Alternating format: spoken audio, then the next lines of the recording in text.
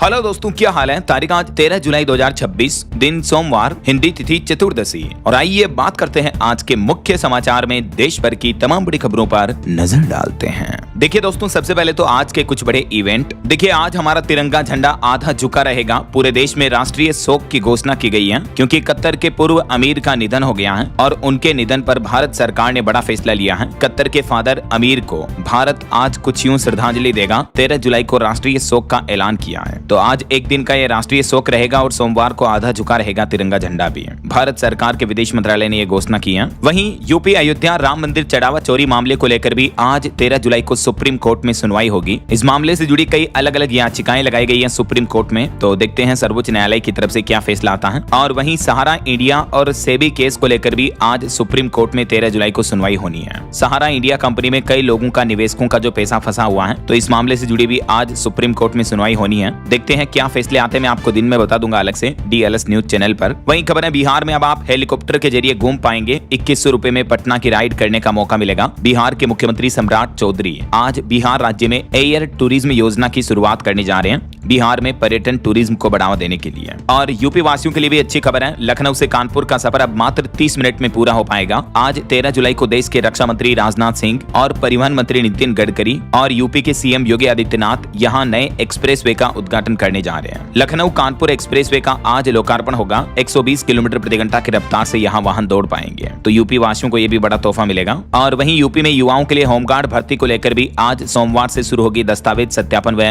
Physical परीक्षाएं। 2.5 गुना अभ्यर्थी इसमें बुलाए गए हैं। वहीं हमारे देश के केंद्रीय वाणिज्य मंत्री पीयूष गोयल आज 13 से लेकर 17 जुलाई तक विदेश दौरे पर रहेंगे। इस दरमियान वो स्पेन, बेल्जियम और फिनलैंड की यात्रा करेंगे। 3 देशों के दौरे पर जा रहे हैं आज से ही। और इस दौरे के दौरान भारत और इन देशों के बीच ट्रेड बढ़ाने की रणनीति पर भी चर्चा होगी। वहीं राजधानी दिल्ली हाट में 13 जुलाई से विव द फ्यूचर 4.0 अभियान की शुरुआत करेंगे। वस्त्र मंत्री गिरिराज सिंह इसका उद्घाटन करेंगे। और यूपी गोरखपुर में 18 दिन तक बंद रहेगा तरंग ओवरब्रिज। 13 जुलाई से कोई वाहन नहीं चलेगा, मेंटेनेंस के चलते इसको बंद रखा जाएगा। वहीं जम्मू कश्मीर में एंटी नेशनल किताबों पर भी बवाल मचा। स्कूलों और कोचिंग सेंटरों की जांच होगी। आज 13 जुलाई तक रिपोर्ट सौंपनी होगी। और बिहार के खान सर को भी जमानत मिलेगी या नहीं, इस मामले पर भी आज 13 जुलाई को कोर्ट का बड़ा फैसला आएगा। तो खान सर की जमानत से जुड़ा फैसला भी पटना कोर्ट के द्वारा सुनाया जाएगा। और मध्य प्रदेश के सरकारी कर्मचारियों के प्रमोशन को लेकर भी अपडेट आ रहा कि प्रमोशन मिलेगा या झटका लगेगा। इस मामले में भी 13 जुलाई को आज MP हाई कोर्ट में सुनवाई होगी और बड़ा फैसला आएगा। मध्य प्रदेश के लाखों कर्मचारियों की धड़कनें इस फैसले पर टिकी हुई है। वहीं देखिए बड़ी खबर, पश्चिम बंगाल में अब अपराधियों की खेड़ नहीं। बंगाल के मुख्यमंत्री शुभेंदु अधिकारी बोले कि आज 13 जुलाई से नया गुंडा दमन कानून लागू होने जा रहा पश्चिम बंगाल में। यूपी की तरह अब क्राइम करने वाले अपराधियों पर सख्त कार्रवाई होगी। और छत्तीसगढ़ में आज 13 जुलाई को राष्ट्रीय लोक अदालत का आयोजन किया जाएगा। वहीं राष्ट्रीय शिक्षक पुरस्कार के लिए भी आज 13 जुलाई तक आवेदन करने का मौका है। नेशनल टीचर्स अवार्ड के लिए ये सभी जिलों के शिक्षा अधिकारियों को आवश्यक दिशा निर्देश जारी किए गए हैं।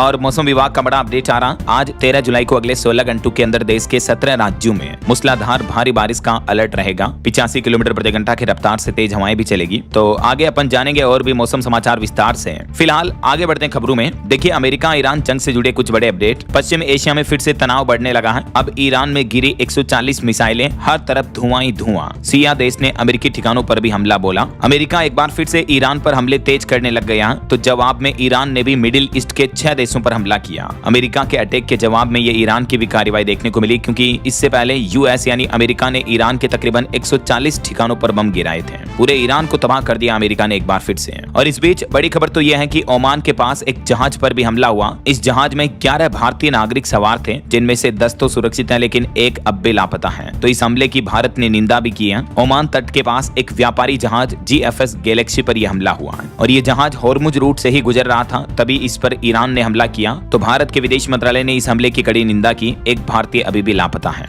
और इस बीच बड़ी खबर देखिए कि हॉर्मुज पर ईरान का नियंत्रण नहीं है। US यानी अमेरिका की सेना ने ईरान की राजधानी तेहरान का यह दावा खारिज किया और कहा कि हॉर्मुज पर जहाजों की आवाजाही निर्बाध रूप से जारी है। न सिर्फ ईरान का बल्कि हॉर्मुज के पास अब अमेरिका का भी एक बड़ा हमला देखने को मिला। अमेरिका ने भी ईरानी एयर डिफेंस सिस्टम को निशाना बनाया, तो वहीं तेहरान ने कुवैत पर भी ड्रोन दागे। ये पिछले 24 घंटों के कुछ बड़े अपडेट्स आप देख सकते हैं। अमेरिका ईरान जंग के दरमियान ईरान के नए सुप्रीम लीडर ने धमकी भी दी अमेरिका को कि हम पिता की मौत का बदला लेंगे। और एक रिपोर्ट में तो ये भी बड़ा दावा किया जा रहा है कि ईरान ने अपने परमाणु ठिकानों को भी दोबारा बनाना शुरू कर दिया है और ईरानी विदेश मंत्री भी बोले कि अमेरिका ये समझौता तोड़ रहा है। तो वहीं डोनाल्ड ट्रंप ने भी ईरान को अब तक के सबसे बड़े हमले की चेतावनी दी है। तो देखा जाए तो मिडिल ईस्ट में तनाव एक बार फिर से बढ़ने लगा है और हॉर्मुज रूट में अगर आवाजाही बाधित होती है तो इसका असर भारत में भी पेट्रोल, डीजल, एलपीजी की कीमतों पर देखने को मिल सकता है। खैर ये तो वक्त ही बताएगा। फिलहाल आगे बढ़ते हैं खबरों में। देखिए आप अगली बड़ी खबर, भारत में फिर बढ़ रहा कोविड का खतरा। आंध्र प्रदेश में 2 कोरोना मरीजों की मौत हो गई। उसके बाद स्वास्थ्य विभाग में अलर्ट जारी कर दिया है। आंध्र प्रदेश के कडप्पा जिले का ये मामला है जहां 2 संक्रमितों की मौत के बाद स्वास्थ्य विभाग ने निगरानी और बढ़ा दी है। चलिए अगली बड़ी खबर देखिए। अब हमारे देश में नए वोटर्स के लिए चुनाव आयोग ने नियम बदल दिए हैं। अब माता पिता का भी एसआईआर में ब्यौरा देना अनिवार्य होगा। जी हाँ, जो 18 साल से ऊपर के नए मतदाता हैं वो जरा ध्यान दें। बिना माता पिता की एसआईआर जानकारी के नहीं बनेगा आपका वोटर आईडी कार्ड। ईसी यानी इलेक्शन कमीशन ने नियमों में और भी कई बदलाव कर दिए हैं। अब जितने भी नए वोटर्स होंगे उनको एक तो माता पिता की डिटेल्स, उनका भी एसआईआर का ब्यौरा देना होगा, जबकि अभी तक ये नियम केवल पुराने वोटर्स पर लागू था। लेकिन अब न्यू वोटर्स के लिए भी ये नियम कंपलसरी होगा। चुनाव आयोग का कहना है कि इससे पहचान और रिकॉर्ड मिलाना आसान होगा। देख सकते हैं चुनाव आयोग ने क्या सफाई दी इस नियम को लागू करने के पीछे। तो अब इस नियम में बदलाव के साथ ही जो फॉर्म 6 है उसके साथ आपको ये घोषणा पत्र भी देना होगा। चलिए अगली खबर देखिए। भारतीय वायुसेना का दुनिया में दबदबा दिखा। चीन को मात देकर ग्लोबल लेवल पर तीसरा स्थान हासिल किया हमारी इंडियन एयरफोर्स ने। ऑपरेशन सिंदूर के बाद भारतीय वायुसेना ने एक बार फिर से अपनी ताकत साबित की है। WDMMA यानी world directory of modern military aircraft 2026 की रैंकिंग में भारतीय वायुसेना लगातार तीसरे स्थान पर बनी हुई है और ये इंडियन एयरफोर्स के लिए बड़े गर्व की बात है। वाकई में दुनिया भर के 103 देशों की वायुसेनाओं का आकलन हुआ जिसमें हमारी इंडियन एयरफोर्स 3rd नंबर पर रही है। और अगली खबर देखिए। जम्मू कश्मीर में आने वाले शहीद दिवस से पहले महबूबा मुफ्ती को नजरबंद कर दिया गया। उनकी बेटी इल्तिजा ने ये आरोप लगाए। कुछ और पॉलिटिक्स के अपडेट देखिए। पंजाब कांग्रेस में संकट छाया। चन्नी ने इस्तीफे की पेशकश की। बोले कि पूर्व मुख्यमंत्री के तौर पर प्रचार कर लूंगा। बघेल 5 दिन में एकजुट न कर सके। हाईकमान अभी भी नाराज है।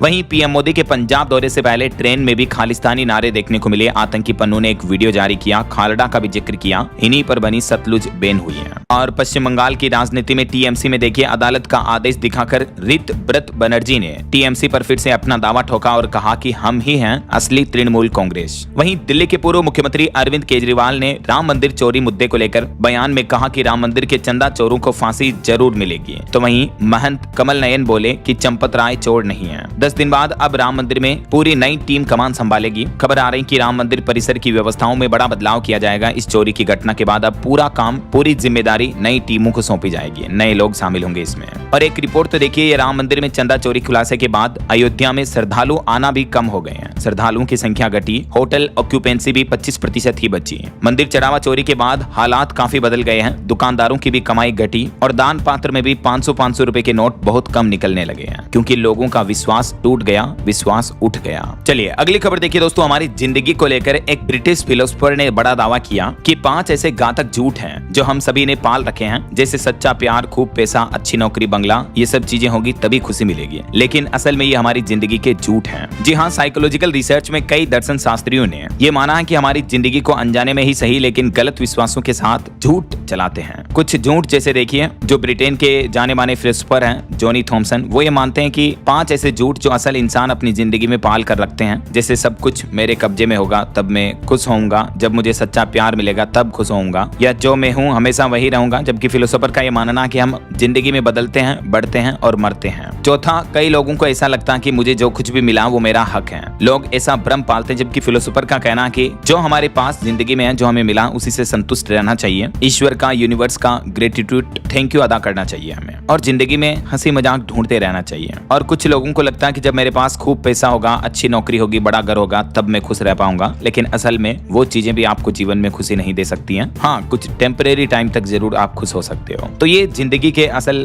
गूढ़ रहस्य हैं। मुझे पर्सनली ये फिलोसोफर की रिसर्च काफी अच्छी लगी, मैंने आपको इसलिए आपके साथ शेयर किया। चलिए आगे बढ़ते खबरों में देखिए आप अगली बड़ी खबर। बेटियों के अधिकार को लेकर सुप्रीम कोर्ट ने एक बड़ा फैसला सुनाया और एक केस की सुनवाई करते हुए कहा कि पैतृक संपत्ति में बेटियों को भी बेटों के बराबर हिस्सा हिस्सा मिलेगा। हिंदू उत्तराधिकार अधिनियम के तहत बेटियों को जन्म सिद्ध अधिकार प्राप्त है और हाल ही में एक ऐसे ही मामले की सुनवाई करते हुए सुप्रीम कोर्ट ने भी एक बार फिर से ये फैसला दोहराया। देख सकते हैं आप ये पूरे केस की डिटेल भी। और वहीं दोस्तों एक्ट्रेस ट्विसा शर्मा केस मामले पर अब एक चौंकाने वाली रिपोर्ट सामने आ रही है कि ट्विसा शर्मा के स्किन टिश्यू यानी उसकी चमड़ी के जो टिश्यू हैं वो जिम की बेल्ट पर मिले हैं। दिल्ली एम्स ने 11 पेज की फॉरेंसिक रिपोर्ट को सीलबंद लिफाफे में पैक करके सीबीआई को सौंपा है। आपको पता होगा 12 मई को संदिग्ध हालातों में ट्विसा शर्मा का निधन हो गया था। भोपाल की एक्ट्रेस थी तो इस मामले को लेकर अभी जांच चल रही है। वहीं खबर है दिल्ली में 6 लेन टनल और यूपी को मिलेगा ग्रीनफील्ड हाईवे। 14,115 करोड़ के प्रोजेक्ट्स को केंद्र सरकार की मंजूरी मिल चुकी है और इससे देश के विकास को बढ़ावा मिलेगा। और गृह मंत्री अमित शाह ने पौधारोपण अभियान शुरू किया। 101 ऑक्सीजन पार्कों का भी उद्घाटन किया। गुजरात अहमदाबाद नगर निगम के 50 लाख पेड़ लगाने के अभियान का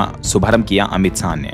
वैसे बीते दिन उत्तर प्रदेश में भी एक ही दिन में 35 करोड़ 27 लाख पौधे लगाए गए। यूपी में नया इतिहास रचा गया, नया Guinness book of world record बना। अखिलेश यादव बोले कि ये पौधारोपण नहीं बल्कि भ्रष्टारोपण है। विपक्ष ने ये तंज भी कसा। और एक चौंकाने वाली रिपोर्ट आ रही दोस्तों हमारे देश में शिक्षा के हालातों पर कि गुजरात राज्य में कक्षा 12वीं तक पहुंचने से पहले ही 45% से भी ज्यादा छात्र अपनी पढ़ाई छोड़ देते हैं। यानी लगभग आधे छात्र 12वीं क्लास तक भी नहीं पहुंच पाते हैं। अभी गुजरात राज्य की रिटेंशन दर सिर्फ 54% ही है। यानी एजुकेशन के हाल काफी खराब है गुजरात में। ये रिपोर्ट की विस्तृत जानकारी आप देख सकते हैं। चलिए अगली खबर देखिए। महादेव सट्टा ऐप घोटाले मामले पर खबर आ रही कि श्रीलंका में इस मामले में 147 भारतीय युवकों को हाउस अरेस्ट करने की चर्चा है और इस नेटवर्क के पीछे का मास्टरमाइंड सिकंदर अभी भी फरार है। और ये जो 147 भारतीय लोग हैं इनमें से अधिकांश छत्तीसगढ़ के बताए जा रहे हैं। वहीं कर्नाटक राज्य की ये अनोखी घटना देखिए दोस्तों। खुले पैसे न होने पर बस से उतारे गए कर्नाटक के परिवहन मंत्री और उनके साथ दुर्व्यवहार करने के कारण उस बस के ड्राइवर और कंडक्टर दोनों को सस्पेंड भी कर दिया है। कर्नाटक के परिवहन मंत्री रामलिंगा रेड्डी के विभाग में ये दिलचस्प वाकया देखने को मिला है। दरअसल उन्होंने परिवहन के हालातों की जांच के लिए नायक फिल्म के अंदाज में जमीनी हकीकत जानने के लिए मास्क लगाकर बस में सफर किया और कंडक्टर को कहा कि छुट्टे पैसे नहीं है तो कंडक्टर बोला कि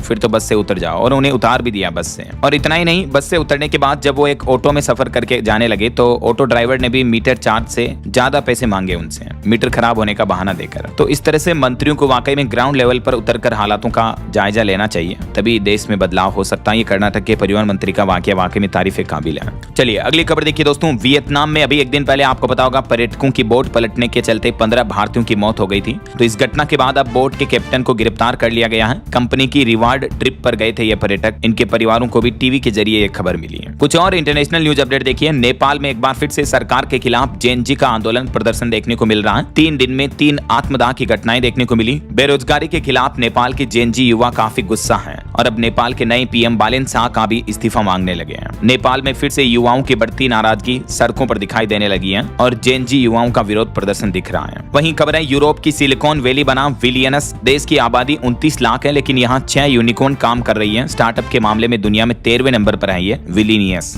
और देखिए बड़ी खबर, ब्रिटेन में अभी इतनी भीषण गर्मी पड़ रही है कि एसी वाले दफ्तरों में स्टाफ की मौजूदगी 75% तक बढ़ी और एसी ऑफिस की डिमांड भी काफी बढ़ने लगी है। ना सिर्फ ब्रिटेन में बल्कि यूरोपियन कंट्रीज में काफी ज्यादा तापमान और भीषण गर्मी देखने को मिल रही है। अभी हजारों लोगों की मौत होने की भी खबर है इन गर्मी के हालातों की वजह से।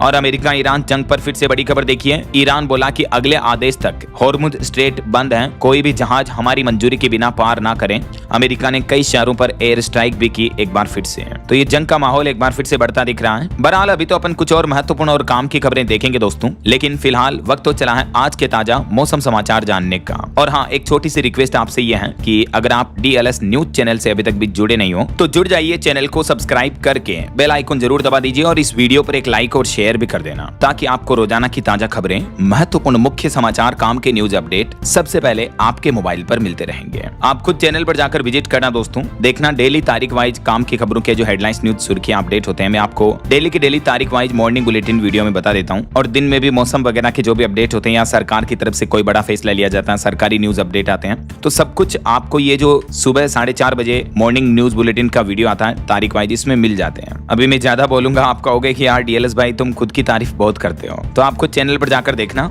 और बाकी तो अपनी ढेर सारी बातें करेंगे कभी बाद में, मैं बहुत जल्द लाइव आऊंगा दोस्तों, तो घंटा 2 घंटा अपन साथ में बैठेंगे, लाइव चैट पे बातें करेंगे। फिलहाल सीधा आगे बढ़ते हैं मौसम अपडेट की तरफ। तो देखिए वैसे तो अब मानसून कमजोर होने लगा लेकिन कई राज्यों में हालात काफी गंभीर देखने को मिल रहे हैं। जम्मू कश्मीर के पहलगाम में बादल फट गया, सड़कें बह गई। उत्तराखंड के हाइड्रो प्रोजेक्ट के पास लैंडस्लाइड की घटना हुई, तो लैंडस्लाइड इतना पावरफुल था कि गाड़ियां और मशीनें वगैरह भी मलबे में दब गई। ये तस्वीरें देखकर आप अंदाजा लगा सकते हैं पहलगाम में तो बादल फटा और उत्तराखंड में ये लैंडस्लाइड हुआ। और मौसम विभाग का तो ये भी कहना है कि पड़ोसी देश पाकिस्तान से आ रही सूखी हवाओं की वजह से भारत में बारिश रुक गई है लेकिन अब प्रशांत महासागर के नए सिस्टम से बारिश वापस आने की उम्मीद है। कुल मिलाकर अभी देश के 70% हिस्से से मानसूनी बादल गायब हो चुके हैं। ये सैटेलाइट फुटेज भी आप देख सकते हैं। यही वजह कि राजस्थान समेत देश के 7 राज्यों में अगले 5 दिन तक बारिश नहीं होगी। मौसम विभाग की तरफ से ये लेटेस्ट बुलेटिन जारी किया गया। अच्छा, कुछ अलग अलग राज्यों की मौसमी स्थितियां देखिए आप। मध्य प्रदेश के इंदौर समेत एमपी के 27 जिलों में आज भी हल्की बारिश की चेतावनी। भोपाल, उज्जैन, ग्वालियर में तापमान बढ़ेगा। अगले 4 दिन मौसम ऐसा ही रहने वाला। आज 13 जुलाई को भी लगभग दक्षिणी एमपी के इन जिलों में बारिश का अलर्ट रहेगा और यही बारिश का सिलसिला मध्य प्रदेश में 14 और 15 जुलाई तक भी जारी रहेगा। 15 जुलाई को पूर्वी एमपी के भी इन जिलों में बारिश की चेतावनी है। राजस्थान की बात करें तो राजस्थान के चूरू में 2 इंच तक बरसात हुई। बाड़मेर में बारिश के लिए लोगों ने हवन भी किया क्योंकि बारिश आई नहीं रही है यहाँ। जबकि राजस्थान का श्रीगंगानगर अभी देश का सबसे गर्म जिला बन चुका वापस क्योंकि राजस्थान से मानसूनी बादल गायब हो चुके हैं। अगले 4-5 दिन तो राजस्थान में बारिश नहीं आएगी। हालांकि 15 जुलाई के बाद राजस्थान में मानसून वापस सक्रिय होने की संभावना है। और वहीं देखिए छत्तीसगढ़ में भी मानसून की चाल धीमी पड़ी। 21% तक कम गिरा पानी। अगले 5 दिन तेज बारिश की संभावना रहेगी। 4 जिलों में अलर्ट है। बिजली गिरने की भी आशंका है छत्तीसगढ़ में। ये मानचित्र में आप देख सकते हैं उत्तरी और कुछ पूर्वी जिलों में बारिश का अलर्ट है। और आज झारखंड के भी 24 जिलों में ऑरेंज अलर्ट है। संथाल परगना के जिलों में बारिश और तेज हवा के आसार रहेंगे। 13-14 जुलाई को आज और कल 2 दिन झारखंड में बारिश का असर और तेज होगा, है ना। और वहीं उत्तर प्रदेश की मौसमी स्थितियां देखिए। एक जगह बारातियों की कार भी बह गई। अंडरपास में एक जगह तांगा डूब गया जिसमें तांगे वाले और घोड़े दोनों की मौत हो गई। और एक जगह तो बाढ़ के पानी के साथ किसान के खेत में 10 फीट लंबा मगरमच्छ भी पहुंच गया। यूपी के 5 शहरों में बहुत ज्यादा भारी बारिश चल रही है और बाकी आज 13 जुलाई को भी उत्तर प्रदेश के इन 22 शहरों में बारिश का अलर्ट रहेगा। देख सकते हैं मानचित्र में आप कहां बारिश की चेतावनी है। वैसे इस बार के मानसूनी सीजन में उत्तर प्रदेश में लगभग 14 लोगों की मौत हो चुकी है महज 2 दिन के अंदर ही। बारिश का कहर या सिस्टम की लापरवाही, आखिर इन लोगों की मौतों के लिए जिम्मेदार कौन है? सरकार को इन सवालों के जवाब देने चाहिए, राइट। और यूपी के साथ ही बिहार में देखिए 19 जिलों में हेवी रेन का अलर्ट है। अगले 5 दिन तक रुक रुक कर बारिश होती रहेगी। वैसे बिहार प्रदेश में अब तक 46% तक कम बारिश हुई है और 19 जिलों में तो आज भी ऑरेंज अलर्ट है। पटना, मुंगेर वगैरह यहाँ गंगा नदी का जल स्तर भी बढ़ा है। सुपौल, रक्सौल, समस्तीपुर वगैरह में भी झमाझम बारिश देखने को मिल रही है। वैसे तो थोड़ी बहुत मध्यम और भारी बारिश को लेकर बिहार के सभी 38 जिलों में बारिश का अलर्ट है अगले 24 घंटों के दौरान। अच्छा, पंजाब, हरियाणा इन राज्यों के हालात देखिए। पंजाब के भी 3 जिलों में तेज बारिश चल रही। 16 जिलों में अलर्ट है। चंडीगढ़ में सुखना लेक का जल स्तर बढ़ा। इसके चलते यहाँ आसपास रहने वाले लोगों के लिए प्रशासन ने एडवाइजरी भी जारी की है। और पंजाब के भी इन जिलों में तो येलो अलर्ट है जहाँ अति भारी बारिश की चेतावनी है और बाकी इन ग्रीन जोन वाले एरिया में भी कम बारिश का अलर्ट रहेगा। अगले 3 दिन आज 13 जुलाई, कल 14 और परसों 15 जुलाई को पंजाब के किन किन जिलों में बारिश का अलर्ट है देख सकते हैं आप जानकारी। और हरियाणा में भी देखिए पहाड़ी राज्यों की बारिश की वजह से हरियाणा में भी आफत से आई हुई है। यमुना और मारकंडा नदियां उफान पर चल रही हैं जिसके चलते आसपास के किसानों के खेतों में भी पानी घुस गया। आज भी हरियाणा के 2 जिलों में बारिश का अलर्ट है। और पहाड़ी राज्यों में मानसून का कहर देखिए। उत्तराखंड और हिमाचल प्रदेश में तो भारी बारिश, भूस्खलन यानी लैंडस्लाइड की वजह से तबाही सी मची हुई है। सैकड़ों सड़कें बंद पड़ी हैं। IMD यानी भारतीय मौसम विभाग की तरफ से अपडेट जारी किया गया। दोनों पहाड़ी राज्यों में 300 से भी ज्यादा सड़कें बंद हैं। और हिमाचल में तो अब आज से अगले 3 दिन अति भारी बारिश का अलर्ट है। इस साल के मानसून में करोड़ों की संपत्तियों को नुकसान अभी ही हो चुका है। सड़कें, बिजली, पानी की योजनाएं भी प्रभावित हैं। और ठीक ऐसे ही उत्तराखंड के भी सभी जिलों में बारिश की चेतावनी। 6 जिलों के लिए तो हाई अलर्ट है। उत्तराखंड के 4 जिलों में लैंडस्लाइड की घटना देखने को मिली जिसके चलते 120 सड़कें बंद हो गई। 100 से ज्यादा श्रद्धालुओं का रेस्क्यू भी किया गया। और उत्तराखंड के विकास नगर में हाइड्रो प्रोजेक्ट के पास भी लैंडस्लाइड हुआ जिसके चलते मलबा और बोल्डर गिरने से 120 से ज्यादा सड़कें बंद पड़ी हैं। बाकी उत्तराखंड में आज, कल, परसों 13, 14 और 15 जुलाई को मौसम का हाल क्या रहेगा देख सकते हैं आप जानकारी स्क्रीन पर। बाकी और भी दोस्तों अगले 2 दिन देश भर में मौसम का हाल कैसा रहने वाला है, आज और कल अलग अलग राज्यों में मौसमी स्थितियां कैसे रहेगी देख सकते हैं आप। किन किन राज्यों में बारिश का ऑरेंज, येलो वगैरह अलर्ट रहेगा। अच्छा, वैसे आप कौन से राज्य में रहते हैं? आपके राज्य और जिले का नाम मुझे नीचे कमेंट करके बताएगा जरूर। आपके यहाँ अभी मतलब मौसम के हाल क्या चल रहे हैं? बारिश वगैरह हो रही है या गर्मी का माहौल है? कमेंट करके बताना जरूर आपके राज्य और जिले का नाम। ओके, और चलिए दोस्तों मौसम अपडेट के बाद आगे बढ़ते हैं खबरों में। कुछ मार्केट अपडेट्स पर नजर डाल लेते हैं। तो देखिए दोस्तों, इस सप्ताह शेयर बाजार की चाल तय करेंगे ये 5 फैक्टर्स। रिलायंस, HDFC बैंक के Q1 के नतीजे आ रहे हैं। बड़ी कंपनियां हैं तो इनके नतीजों से मार्केट की चाल तय होगी। और इसके अलावा अमेरिका ईरान तनाव आगे कैसा बढ़ता है, कम होता है, तो इस पर भी निवेशकों की नजर रहेगी। ये 5 ऐसे ट्रिगर्स हैं जिसके चलते शेयर बाजार में बढ़ोतरी रहेगी या गिरावट रहेगी, तय होगा ऐसा। वैसे बीते सप्ताह जो शेयर बाजार में थोड़ी तेजी देखने को मिली, इस वजह से भारत की टॉप 10 कंपनियों में से 4 की वैल्यू 93,000 करोड़ रुपए तक बढ़ी है जिसमें HDFC बैंक टॉप गेनर रहा। वहीं खबर है पश्चिम बंगाल में भी 20 साल बाद टाटा कंपनी की वापसी होने की संभावना है। मुख्यमंत्री शुभेंदु अधिकारी खुद मामले को देख रहे हैं। ममता के आंदोलन से बंद हुआ था ये प्लांट। प्लांट तो अब वापस शुरू हो सकता है टाटा की नैनो परियोजना को लेकर। और ये एक भारतीय सॉफ्टवेयर इंजीनियर की दास्तान देखिए। इलोन मस्क ने जो ट्विटर से इनको सीईओ के पद से निकाल दिया था, अब इन्होंने अपनी खुद की कंपनी खड़ी कर दी। पराग जैन इनका नाम तो आपने सुना ही होगा। तो इन्होंने शुरू की पैरेलल वेब सिस्टम कंपनी। 2 साल में ही 19,000 करोड़ रुपए कमाए हैं। ये एक इंडियन अमेरिकन सॉफ्टवेयर इंजीनियर जो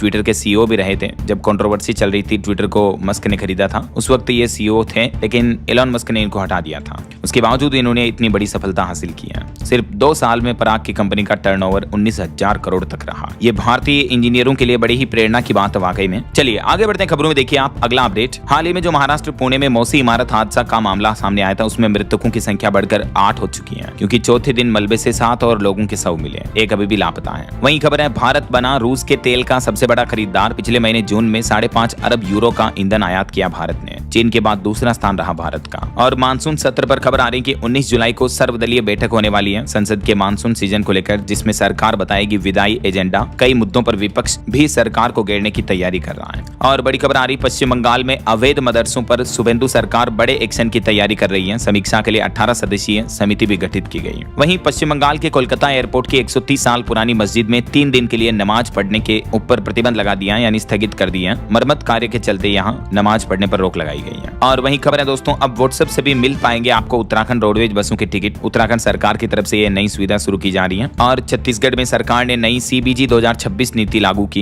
इस पॉलिसी से आम जनता को, आम आदमी को क्या क्या फायदे मिलेंगे, देख सकते हैं आप इस बारे में कुछ ज्यादा डिटेल्स भी। नई नीति से बेहतर माहौल मिलेगा, बाजार पर फोकस रहेगा, मंडी शुल्क से राहत का प्रावधान भी रखा है छत्तीसगढ़ सरकार ने। और भी इस नीति के क्या क्या बेनिफिट होंगे, खास करके किसान भाई लोगों को, जिसकी डिटेल्स आप चेक कर सकते हैं। चलिए बिहार के कुछ अपडेट देखिए। बिहार में एक तो सरकार ने VBG रामजी बिल योजना में बड़ा बदलाव किया है। अब मजदूरों को खेती के दौरान भी इस योजना के तहत रोजगार मिल पाएगा। जबकि केंद्र सरकार ने खेती के सीजन में रोजगार से मुक्ति दी थी, लेकिन बिहार सरकार ने यह बदलाव कर दिया है। और इसके अलावा देखिए बिहार के 16 जिलों में आप अपने खाली घर से कमाई करने का मौका पा सकते हैं, क्योंकि होम स्टे प्रोत्साहन योजना के तहत 34 पर्यटन स्थलों का चयन किया है बिहार सरकार ने पर्यटन को बढ़ावा देने के लिए। इतना ही नहीं, बिहार सरकार का कहना है कि हर कमरे पर 2.5 लाख रुपए तक की सहायता राशि भी मिलेगी। और इस योजना के लिए फॉर्म भरने की आवेदन प्रक्रिया भी जल्द ही शुरू की जाएगी। पहले चरण में किन किन स्थलों का चयन किया गया, इसकी भी जानकारी आप टेबल में देख सकते हैं। और वहीं बिहार के मुख्यमंत्री सम्राट चौधरी ने एक और बड़ा ऐलान किया। 10 दिनों में मुजफ्फरपुर पताही एयरपोर्ट का भी शिलान्यास कर दिया जाएगा। इसके साथ ही मुख्यमंत्री ने मुजफ्फरपुर में 1047 करोड़ की 982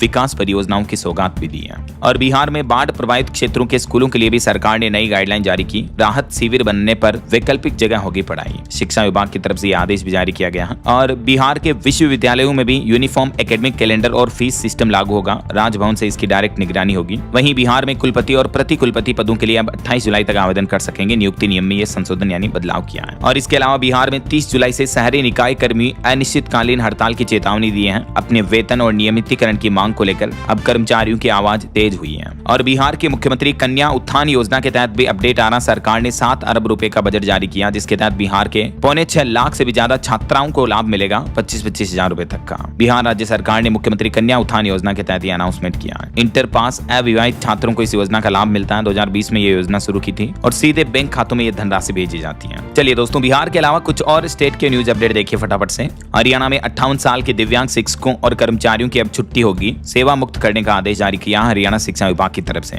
और चंडीगढ़ में पंजाब के किसानों ने प्रदर्शन का ऐलान किया। कई प्रमुख मार्गों पर ट्रैफिक को डाइवर्ट किया जाएगा। भारतीय किसान यूनियन की तरफ से आज सोमवार को ये आंदोलन की चेतावनी दी अपनी कुछ मांगों को लेकर। खास करके अमेरिका के साथ कृषि समझौते के विरोध में ये किसान आंदोलन देखने को मिलेगा। और खबर है राजधानी दिल्ली में हाईटेक व्यवस्था लागू हुई। अब 72 घंटे में टूटेगा अवैध निर्माण। LG के कड़े रुख पर DDA ने टीमें भी गठित की इसको लेकर। और हरियाणा में शराब के बनने से लेकर बिक्री तक हर बोतल पर अब सरकार की नजर रहेगी। QR कोड चिपकाना अनिवार्य होगा, जिससे शराब की बोतल को ट्रैक एंड ट्रेस करना आसान होगा। हरियाणा सरकार की तरफ से शराब निर्माण और बिक्री को लेकर ये नई गाइडलाइंस जारी कर दी है। इससे टैक्स चोरी वगैरह में भी लगाम लगेगी। और वहीं खबर देखिए, उत्तराखंड के मुख्यमंत्री पुष्कर सिंह धामी ने भी राज्य को बड़ी सौगात दी। 28 करोड़ की विकास परियोजनाओं का शुभारंभ किया है। और देश भर की ग्राम पंचायतों के लिए अच्छी खबर आ रही है। अब बेहतर काम करने वाली पंचायतों को मिलेगा 2 गुना इनाम। केंद्र सरकार ने परफॉर्मेंस ग्रांट को 10% से बढ़ाकर 20% कर दिया है। तो जो ग्राम पंचायतें अच्छा कार्य करेगी उनको 2 गुना प्रोत्साहन दिया जाएगा। और भी क्या क्या बदला है सरकार ने इसको लेकर, और पंचायतों को तो लाभ मिलेंगे ही, इससे ग्रामीण विकास को भी बढ़ावा मिलेगा, है ना। वहीं खबर है बिहार में अब मरीजों को किसी दूसरे हॉस्पिटल में रेफर करने के लिए ठोस कारण देना होगा। भाव्या पोर्टल के जरिए निगरानी की जाएगी। 15 अगस्त से ही बिहार में अस्पतालों को लेकर स्वास्थ्य विभाग की तरफ से नई गाइडलाइन लागू होने जा रही है।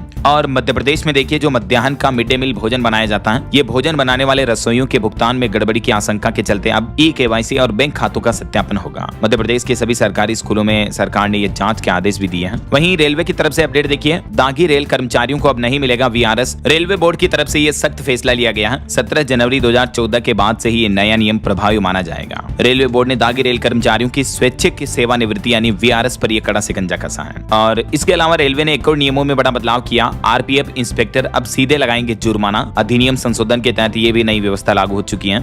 RPF इंस्पेक्टर अब जन विश्वास अधिनियम के तहत रेलवे परिसर में कोई भी अगर अवैध गतिविधि करता हुआ पाया जाता है तो उन पर सीधा फाइन लगा सकेंगे। जैसे अवैध वेंडिंग, गंदगी, धूम्रपान वगैरह पर मौके पर ही कार्रवाई होगी। तो ध्यान दें, रेलवे स्टेशन पर इस तरह की हरकतें ना करें, वरना इन नियमों में उल्लंघन पर इतने रुपए का जुर्माना आप पर लग सकता है, ऐसी घिनौनी हरकतें करने पर। ठीक है ना। चलिए अगली खबर देखिए, उत्तर प्रदेश में BLO और सुपरवाइजरों को सरकार ने बड़ी सौगात दी है। SIR कार्य के लिए मिलेगा 6000 रुपए का अलग से मानदेय भी। और वहीं यूपी में अब ED करेगी रिटायर्ड ARTO ललित कुमार की काली कमाई की जांच। इन पर मनी लॉन्ड्रिंग का केस भी दर्ज होगा। हाल ही में जो यूपी आगरा के पूर्व ARTO ललित कुमार का मामला देखने को मिला था, आपको पता होगा, कई किलो सोना चांदी इनके यहाँ से बरामद हुए थे। 13 किलो सोना, 9 किलो चांदी वगैरह, हीरे के आभूषण भी मिले थे। तो अभी इनकी जांच ED करेगी। चलिए अगली खबर देखिए, राजस्थान के सरकारी अस्पतालों में मेटरनल डेथ से हड़कंप समझ गया। 6 दिन में 9 महिलाओं की मौत के मामले देखने को मिले हैं। सरकारी अस्पतालों में गर्भवती महिलाओं की मौतें बहुत ज्यादा हो रही हैं। अभी हाल ही में ये मामला राजस्थान के भीलवाड़ा जिले में भी काफी चर्चा में रहा, आपको पता होगा। यहाँ भी 6 दिन में 6 महिलाओं की मौत हो गई। लेकिन अब इस मामले पर जांच रिपोर्ट आ रही। सरकार का कहना है कि इन 5 महिलाओं की मौत अलग अलग चिकित्सकीय कारणों की वजह से हुई है। सरकारी जांच में खुलासा हुआ, OT में कोई संक्रमण नहीं फैला, बल्कि इनकी मौतों के पीछे वजह क्या थी, अलग अलग ये रीजन बताए जा रहे हैं। हार्ट अटैक, पल्मोनरी, गर्भावस्था में गंभीर हाई ब्लड प्रेशर वगैरह वगैरह। वहीं खबर है राजस्थान में RGHS में OPD जांच के लिए आज से ही नए नियम लागू होने जा रहे हैं। अब 2000 रुपए तक की जांच के लिए मंजूरी लेना जरूरी नहीं होगा।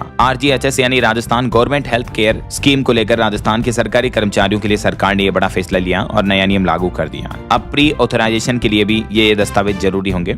और भी डिटेल जानकारी आप देख सकते हैं क्या है राजस्थान में RGHS योजना वगैरह वगैरह, जिससे सरकारी कर्मचारियों को ये लाभ मिलते हैं। वहीं राजस्थान के केकड़ी को भी भजनलाल शर्मा ने बड़ी सौगात दी। 870 करोड़ से भी ज्यादा के विकास कार्यों का लोकार्पण और शिलान्यास किया। और राजस्थान के मुख्यमंत्री बोले कि कर्मचारी गुड गवर्नेंस और डेवलप राजस्थान के सारथी हैं। उन्होंने कहा कि प्रमोशन प्रक्रिया को सरकार ने सरल बनाया। चलिए अगली खबर देखिए, मध्य प्रदेश में लाडली बहनों के खातों में 1835 करोड़ रुपए ट्रांसफर किए मुख्यमंत्री मोहन यादव ने। और इसके साथ ही मुख्यमंत्री बोले कि इसी महीने यूनिफॉर्म सिविल कोड कानून भी लागू करेंगे, जिससे मुस्लिम महिलाएं भी और ज्यादा सुरक्षित होगी। मध्य प्रदेश सरकार इसी महीने UCC कानून लागू करने जा रही है MP में। और लाडली बहना योजनाओं को बैंक खातों में 38वीं किस्त भी भेजी। राज्य की तकरीबन 1.25 करोड़ महिलाओं के खातों में 1835 करोड़ रुपए ट्रांसफर किए गए। इस योजना के तहत महिलाओं को हर महीने 1500 रुपए मिलते हैं, है ना। वहीं खबर है MP इंदौर को मिलेगा 300 बेड का आधुनिक जिला अस्पताल। हेल्थ कमिश्नर ने निरीक्षण भी किया। और छत्तीसगढ़ में एक बड़ा फैसला लिया गया, बिना पेरेंट्स वाले बच्चों को फीस में 50% छूट मिलेगी। महंत कॉलेज के एलुमनाई एसोसिएशन ने फैसला लिया। वहीं देखिए यूपी में 18 PCS अफसरों का ट्रांसफर भी किया गया, जिनमें 7 महिला अधिकारी हैं। और यूपी में अब पशुओं का भी जीवन बीमा होगा, इंश्योरेंस होगा, जिसमें 85% प्रीमियम जो है यानी बीमा की रकम भी यूपी की योगी सरकार देगी। इस बीमा योजना के तहत पशुओं के मौत होने या विकलांग होने पर भी किसान भाई लोगों को अब मदद मिलेगी। किस पशु पर कितना बीमा मिलेगा इसकी भी डिटेल्स आप चेक कर सकते हैं। यूपी की योगी सरकार का कहना है कि सभी 75 जिलों में ये योजना लागू होगी। और इस योजना में आवेदन कैसे करना है, तो आप अपने नजदीकी सरकारी पशु अस्पताल में जाकर के आवेदन कर सकते हैं। किन किन किसान भाई लोगों को, पशुपालकों को इस योजना का लाभ मिलेगा, डिटेल्स आप देख सकते हैं। और क्या क्या डॉक्यूमेंट चाहिए होंगे इस बारे में भी जानकारी चेक कर सकते हैं। वहीं उत्तर प्रदेश के डिप्टी CM ब्रजेश पाठक ने भी राजधानी लखनऊ में पौधारोपण किया। स्वास्थ्य विभाग ने भी 16 लाख से ज्यादा पौधे लगाए। और बिहार का ये एक मामला देखिए दोस्तों, बैंकिंग सिस्टम की बड़ी लापरवाही। बिहार के गयाजी में एक ई-रिक्शा ड्राइवर के बैंक खाते में 759 करोड़ रुपए का बैलेंस मिला। ये रिक्शा ड्राइवर तो बेचारा अपने वृद्धा पेंशन के 1100 रुपए निकालने गया था, तभी बैंक बैलेंस देखकर होश उड़ गया। लोगों ने कहा कि आप तो अरबपति बन गए। लिटरली ये देख सकते हैं आप उनके खुद के मोबाइल फोन में स्क्रीनशॉट भी। इनका कहना कि मुझे समझ नहीं आ रहा कि आखिर मेरे खाते में ये रकम आई कहां से है। मैंने पड़ोस के एक व्यक्ति की मदद से सेंट्रल बैंक ऑफ इंडिया की स्टेशन रोड शाखा के मैनेजर से फोन पर संपर्क किया और पूरी जानकारी दी। तो बैंक मैनेजर ने उनको कोई लेन देन नहीं करने की सलाह भी दी है। और वहीं खबर देखिए, बिहार में देकुली धाम में 2 विकास योजनाओं का लोकार्पण होगा। आज मुख्यमंत्री वीडियो कॉन्फ्रेंसिंग से उद्घाटन करेंगे। वहीं बिहार में शिक्षकों के तबादले भी शुरू हो चुके हैं। 16 से 20 जुलाई तक ऑनलाइन आवेदन कर पाएंगे शिक्षक।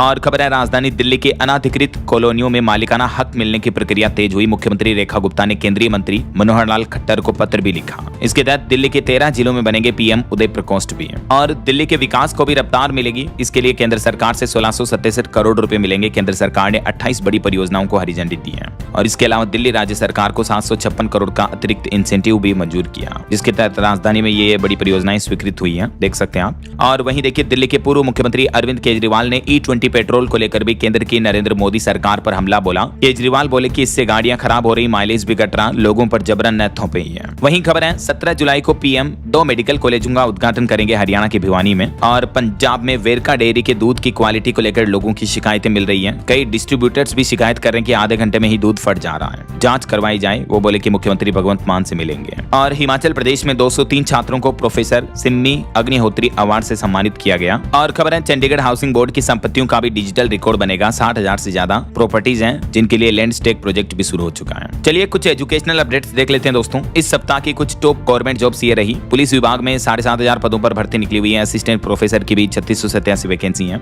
इस सप्ताह टोटल 13,500 से भी ज्यादा जॉब्स, मतलब गवर्नमेंट जॉब, सरकारी नौकरियां वगैरह निकली हैं। मैं आपको डेली के डेली रेगुलर अपडेट्स बताता रहता हूं, तभी तो आपको कहता हूं कि DLS न्यूज चैनल के वीडियोस रेगुलर देखा करो, है ना। तो ये कुछ वैकेंसीज रही। और इसके अलावा देखिए, उत्तर प्रदेश में SGPGI में डॉक्टर नारायण प्रसाद को मिलेगा गवर्नर्स गोल्ड मेडल। वहीं एक रिपोर्ट आ रही कि हमारे देश भारत में 58,000 से भी ज्यादा विदेशी छात्र पढ़ रहे हैं, जिसमें कर्नाटक राज्य ने पहला स्थान हासिल किया है। ओके, और अंत में आज के राशिफल पर नजर डाल लेते हैं। देखिए, सिंह राशि के नौकरी पेशा लोगों को तरक्की मिल सकती है और कुंभ राशि वालों की रुकी इनकम शुरू होने के भी योग हैं। और भी कुछ अलग अलग राशियों का राशिफल आप देख सकते हैं स्क्रीन पर। और हाँ दोस्तों, आप मुझे कमेंट करके बताइए कि इंकलाब जिंदाबाद का नारा किसने दिया था। ABCD which is right option, let me know in the comment box. सही जवाब देने वाले लोगों को रैंडमली सेलेक्ट होने पर DLS न्यूज चैनल पर फीचर होने का मौका मिलेगा। अब दोस्तों, आज से ही मैं एक पहल करने जा रहा हूँ कि जो डेली में क्वेश्चन पूछता हूँ, उसमें से टॉप 10 लोग कौन कौन रहे हैं जिन्होंने सही आंसर दिया है, उनके कमेंट और उनके नाम भी मैं अनाउंस कर दूंगा। देख सकते हैं आप, ये रैंडमली पिक किए हुए हैं। मेडिसिन 656, कार्ड कलेक्टर, रोशनी कुमारी, सतीश गेमर,